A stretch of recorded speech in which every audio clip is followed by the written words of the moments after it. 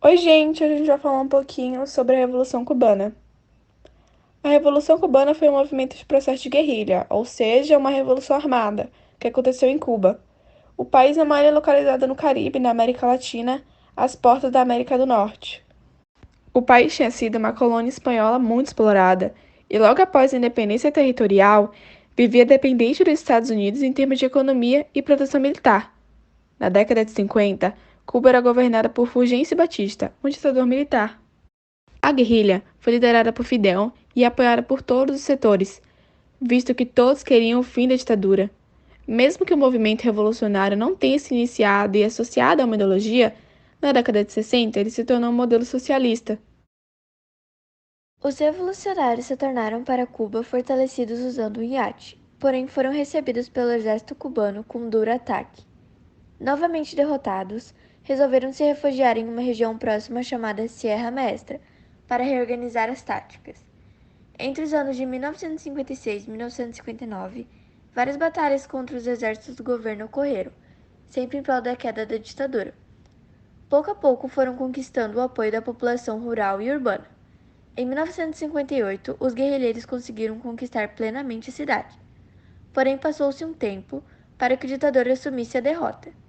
Assim, somente em 1º de janeiro de 1959 é que houve a queda de Fulgêncio Batista e o fim da ditadura militar. Fidel Castro marchou até Havana, capital de Cuba, no dia 8 de janeiro, onde estabeleceu um novo governo provisório e se tornou o primeiro-ministro. A partir de 1959, reformas começaram a ser implantadas no país, de cunho estatal protecionista, para tentar diversificar a economia e promover a industrialização. O ponto de partida para a Revolução Cubana contava apenas com Fidel Castro como líder. Ele recrutou um exército civil voluntário para uma rebelião armada. Eles organizaram um ataque ao quartel de Moncada no dia 26 de julho de 1953, pois este era um local em que se guardava o arsenal de armamentos do governo. Com essa ação, Fidel esperava demonstrar força e fazer uma mobilização nacional contra Fulgêncio Batista, mostrando a todos que era possível atacá-lo e não apenas temê-lo. Porém, o movimento fracassou, e muitos dos guerrilheiros foram mortos ou presos. Ao final, Fidel e Raul Castro foram presos. Contudo, 2 anos depois, eles foram soltos e resolveram fugir para o México, buscando exílio para a elaboração de um novo atentado.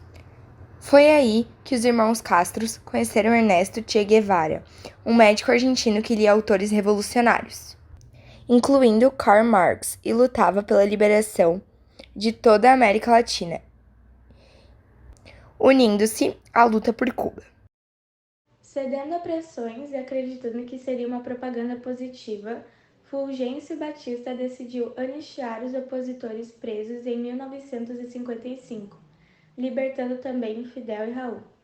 Livres, os irmãos Castro se exilaram no México, de onde, com outros dissidentes, organizaram uma nova força revolucionária.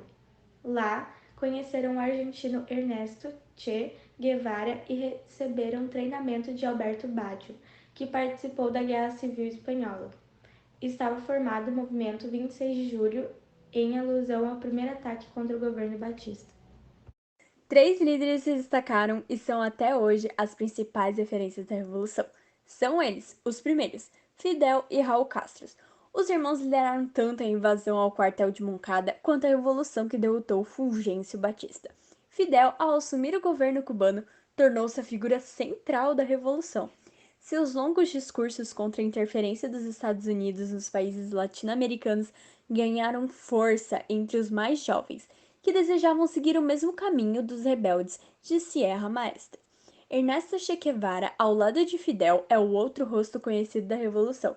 Apesar de não ser cubano, ele se tornou símbolo no mundo todo. Logo após o encontro com Fidel Castro no México, ele se juntou aos rebeldes para derrubar um governo subserviente aos interesses dos Estados Unidos.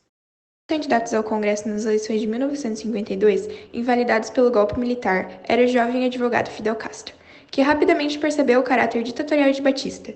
Percebendo que Batista não sairia do poder por vias legais, Fidel e seu irmão Raul decidiram formar um grupo paramilitar denominado de O Movimento, que no primeiro ano conseguiu recrutar 1,2 mil voluntários da classe trabalhadora de Havana. O movimento 26 de julho atravessou o Mar do Caribe e desembarcou em Cuba no dia 25 de novembro de 1956.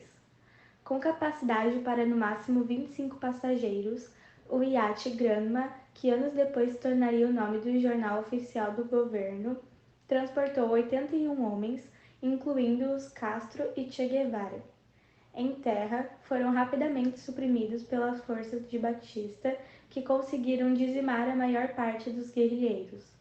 Os cerca de 20 sobreviventes se refugiaram na selva de Sierra Maestra, dando início a uma guerrilha. A repressão de Batista começou a se fragilizar em 1957, diante de atentados urbanos e no interior.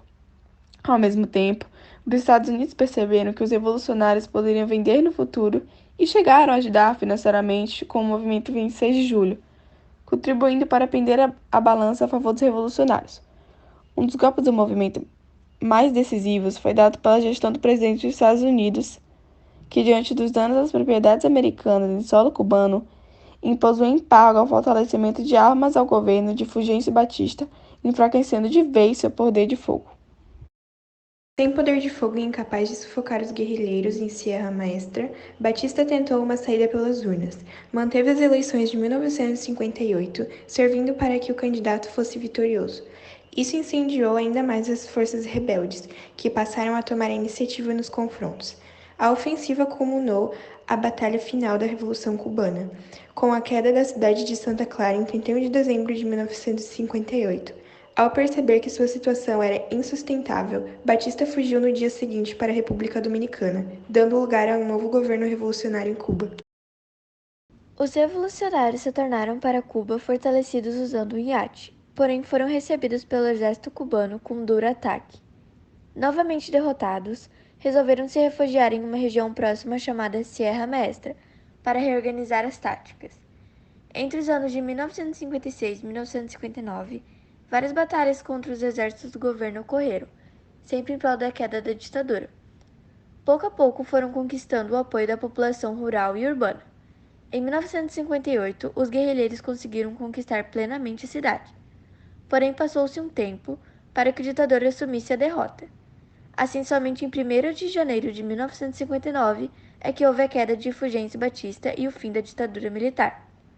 Fidel Castro marchou até Havana, capital de Cuba, no dia 8 de janeiro, onde estabeleceu um novo governo provisório e se tornou o primeiro-ministro. A partir de 1959, reformas começaram a ser implantadas no país, de cunho estatal protecionista, para tentar diversificar a economia e promover a industrialização. Algumas consequências da Revolução Cubana.